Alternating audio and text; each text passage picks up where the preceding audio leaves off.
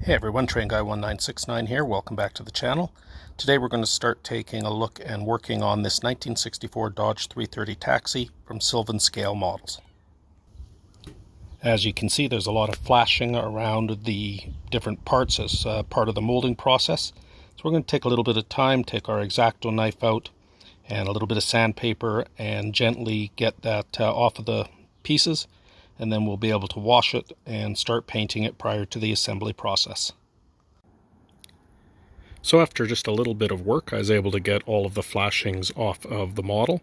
You can see that on the passenger, or the driver I should say, along with one of the wheels, the steering wheel, the taxi sign. They do include little handles that you can hold on to get some of it off. Not sure why they don't include it on all the pieces, but they are handy where they are. I took the extra flashing out from around the windows of the cab and around the chassis. So the next step is simply to clean it up with some soapy water to get any residue off of it from the molding process, and then that'll allow me to start the painting. When cleaning off the flashing, what I chose to use was my X-Acto knife, but I made sure that I used the dull side, so the back side of the blade, because this stuff does come off quite easily. And you don't want to run the risk of accidentally damaging any of the model or destroying any of the detail on it. So whatever it is you choose to use, just take your time, do it carefully. You can take a little bit of sandpaper, in fact that's what they recommend on the wheels, and get a little bit of that extra flashing off of the wheels. They say even though it wears down a little bit of the tread, it just makes it look like the wheels have been used, like they've been on the surface of the road. Alright, so when we come back we'll have it painted up. And now I've finished painting everything, assembled the wheels, painted the chassis where it needed to be painted, making sure not to paint the areas that were going to be fitted with glue, and painted the body of the cab. The next step is to put everything together, put in the windows, and then it will be all done. Only difficulty I had with painting was finding the right color.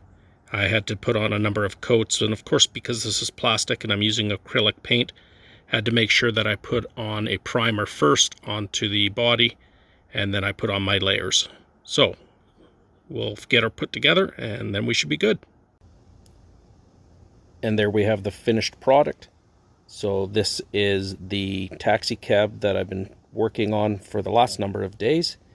We have it completely painted and deckled.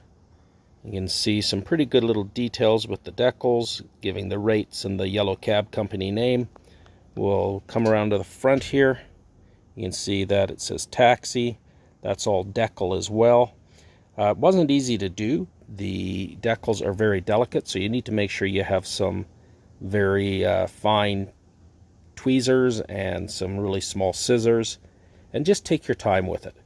Even doing some of the work along the edges, the painting, very difficult because of the scale, but I think in the end it came out quite well. You can see that I have the windshield in there in the front. Again, the problem with these models is that they give you some hard plastic for the windshield, so they don't form fit as well as perhaps you'd like. But if you work at it, you'll get it in there, and it looks not bad in the end.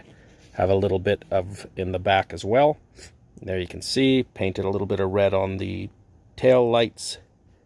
Overall, I'm pretty happy with the product. It looks pretty good,